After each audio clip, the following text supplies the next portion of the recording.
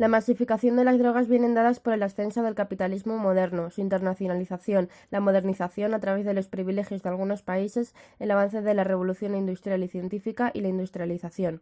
La química orgánica y la industria química producen una creciente demanda, en donde su uso inadecuado comienza a mediados del siglo XIX con el invento de la aguja y la jeringa hipodérmica.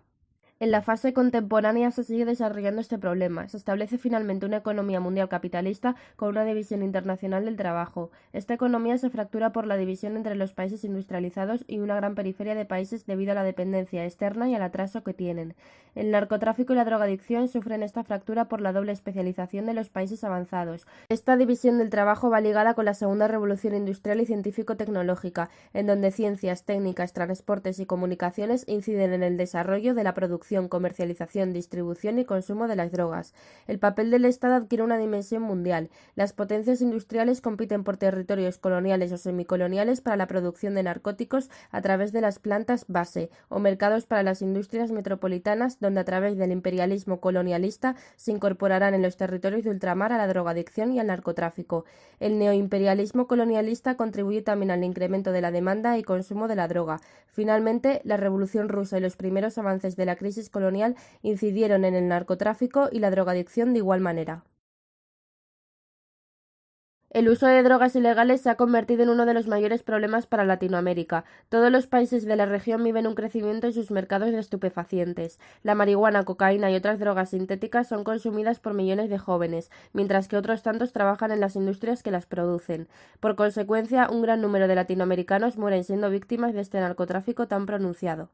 Las sustancias psicoactivas se han convertido en el tercer problema que más alarma a los latinoamericanos, superándolas la inseguridad y la falta de trabajo. Cuanto más difícil sea su comercialización, mayor será su coste y por lo tanto sus ganancias. Si la demanda se origina en un país de la región, habrá ganancias ilegales para toda la cadena local, mientras que si la demanda es exterior, el negocio se orientará a cómo es el tráfico en esos mercados. Esta evolución de los carteles de la droga en Latinoamérica ha sido marcada por la cantidad de recursos financieros con los que corrompen al Estado de Derecho adquiriendo control y poder. De esta manera las aduanas, fronteras y funcionarios no son un problema, y la globalización fue un fenómeno revulsivo para los grandes carteles de la droga. El transporte de la droga es un negocio ilegal muy relevante en nuestros días. La compra y venta de drogas condicionan la estabilidad de todo un país, sus habitantes y su economía. En América Latina, los porcentajes del negocio narcotraficante surgen a partir de los 80, ya que en esta década la transacción de drogas empezó a expandirse por todos los inestables países latinos del sur de América como la forma de conseguir dinero rápido para subsistir a las familias. Este negocio introdujo a millones de americanos en el mundo de la droga y hasta la actualidad se considera que el tráfico de droga internacional mueve más de 300.000 millones de dólares cada año. El avance en el transporte de drogas ha sobrepasado los límites de los controles antidroga. En los aeropuertos se utilizan algunas técnicas como esconder la droga dentro de alimentos como frutas, golosinas o chocolate. También muchos narcotraficantes necesitan pasar la mercancía por la frontera y se han creado ingenios como el submarino casero, que viajan cerca de la orilla, drones y aviones o catapultas y cañones, que también son muy utilizados en la frontera entre Estados Unidos y México. En América Latina, la política antidroga es todo un reto para algunos gobiernos, como por ejemplo el de Colombia, el de México, Brasil o Puerto Rico, ya que las cantidades de dinero que se generan con el tráfico de drogas superan muy por encima al límite que estos gobiernos pueden invertir en su control. Cuando hablamos de Latinoamérica, es muy importante destacar que la principal fuente de ganancias en materia de narcotráfico es la exportación de cocaína gracias a los numerosos campos de cultivo de la zona. Por esta razón, el tráfico de drogas está pautado por varias rutas, que son las más comunes para la exportación e importación de mercancía.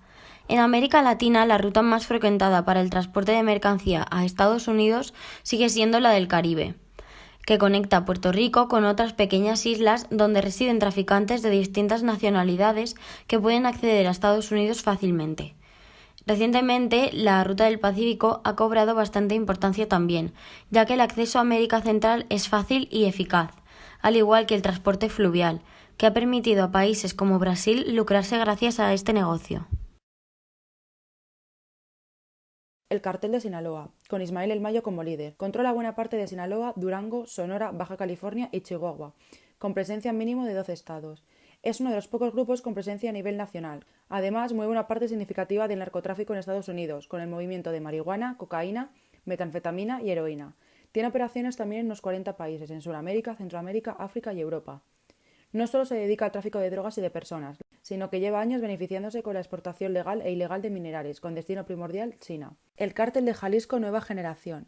El liderazgo de este cártel está en manos de Nemesio Seguera Cervantes, el Mencho, y Jorge Luis Mendoza Cárdenas, la Garra, para sus operaciones en Estados Unidos. Su territorio comprende Jalisco, Baja California, Michoacán, Guerrero, Guanajuato, Oaxaca y Veracruz. Comenzaron bajo el nombre de Matacetas, siendo aliados de Sinaloa en su guerra contra los zetas por el control de plazas y territorios. Con independencias, actualmente prosigue su expansión mediante acciones armadas y representaciones propagandísticas. Sus ingresos provienen del tráfico internacional de droga y de la producción y venta de frutas tropicales como el aguacate. El Cartel de Juárez, liderado por Carlos Arturo Quintana, el 80, y Julio César Olivas Torres, el 6, comprende el espacio de la ciudad de Chihuahua, en especial Ciudad de Juárez. Es de los denominados colectores, debido a los altos ingresos que obtienen por los derechos de paso de drogas, armas y migrantes, que les pagan gracias a su control privilegiado de los estados fronterizos. Su negocio se complementa con el tráfico masivo de marihuana, cocaína y metanfetamina. El Cártel del Golfo. José Antonio López, Don Chucho y José Alfredo Cárdenas Martínez, el Contador, son los líderes de este cártel. Sus territorios incluyen Tamaulipas y Quintana Roo. Su principal fuente de ingresos es el tráfico de marihuana-cocaína, a través de Texas. También trafican heroína y metanfetamina. Tiene un alto control del estado de Tamaulipas, y este se extiende a la totalidad de actividades económicas a través de la extorsión de negocios. El Cártel de los Beltrán Leiva. Bajo el liderazgo de Fausto Isidro Meza Flores, el Chapo Isidro y José Luis Risuelas Torres, comprende los territorios de Guerrero, Morelos, Nayarit y Sinaloa, aunque lleva años perdiendo territorio, poder e influencia. Este cártel conserva centros de distribución de marihuana, cocaína, heroína y metanfetamina en Phoenix, Los Ángeles, Chicago y Atlanta. Los Zetas, en manos de Juan Gerardo Treviño Chávez, el Huevo, quien pelea contra divisiones del grupo que se hacen llamar Los Zetas Vieja Escuela, con Maxilei Barahona Nadales, el Contador. Su mandato ocupa las ciudades y estados de Campeche, Tabasco, Puebla, Quintana, Coahuila y Tamaulipas. Colombia es uno de los mayores productores y exportadores de droga del mundo. El narcotráfico en este país tiene su auge a principios de los años 70 y hasta el 2000 dominaba los mercados de heroína y cocaína de Estados Unidos, siendo este puesto ocupado luego por México. Aunque ahora no cuente con ningún gran cártel, en la historia han existido dos muy importantes, el de Medellín y el de Cali. El cártel de Medellín fue una organización criminal liderada por Pablo Escobar Gaviria, que tuvo el control y la distribución de los envíos de cocaína hacia Estados Unidos y otros países entre los años 1976 y 1993. El cártel de Cali estuvo encabezado por los hermanos Gilberto, entre otros. Fue el principal rival del cártel de Medellín y consiguieron industrializar el negocio de la droga, siendo capaces de crear un entramado de empresas de lavado de dinero. A mediados de los años 90 y tras la muerte de Pablo Escobar, el cártel de Medellín cayó. El cártel de Cali heredó el liderazgo del negocio, pero poco después, a causa de la financiación que hizo a la campaña del expresidente Samper, Estados Unidos tuvo que detener a sus cabecillas y comenzó una guerra entre las distintas facciones para controlar el negocio. Hasta su desarme, las FARC, Fuerzas Armadas Revolucionarias de Colombia, eran las que controlaban el 70% del territorio cultivado en coca, regulaban los precios, protegían las rutas, exigían tributos y por último se encargaban también de la transformación de la mata en base o en cocaína. Con el acuerdo de paz de 2017, la guerrilla se retiró oficialmente, dejando un gran vacío a los narcotraficantes más expuestos ante las autoridades. Sin las FARC, el ELN, Ejército de Liberación Nacional, se está convirtiendo en el actor más importante del narcotráfico, al menos en la fase de producción. Aunque Colombia está luchando contra la producción y comercialización de droga, esta sigue estando muy presente. Hasta el año 2013, la producción de cocaína fue decreciendo progresivamente a medida que se iban desmantelando las grandes organizaciones que movían el negocio. Pero a partir de este año, la tendencia cambió radicalmente. Los colombianos les han cedido a los mexicanos el mayor mercado mundial, Estados Unidos, convirtiéndose de nuevo en los mayores productores de cocaína. La cantidad de hoja cultivada aumenta cada año. El lavado de dinero es una operación que consiste en hacer que los fondos o activos obtenidos a través de actividades ilícitas aparezcan como el fruto de actividades legales y circulen sin problema en el sistema financiero. La policía desveló el caso de un ex capo que operaba en Bogotá. Este hombre era conocido como el coleccionista. Gracias al apoyo del entramado criminal, el hombre pudo formarse como especialista en obras de arte, historia y literatura, y así moverse cómodamente y sin levantar sospechas en el círculo de marchantes. Según las investigaciones, aunque el loco Barrera había sido extraditado, la organización que lideraba continuó con sus operaciones en Colombia y parte del dinero percibido por los envíos de droga era operado por empresas fachada en sedes en Panamá que volvían a ingresar los recursos a Colombia sin ser detectados.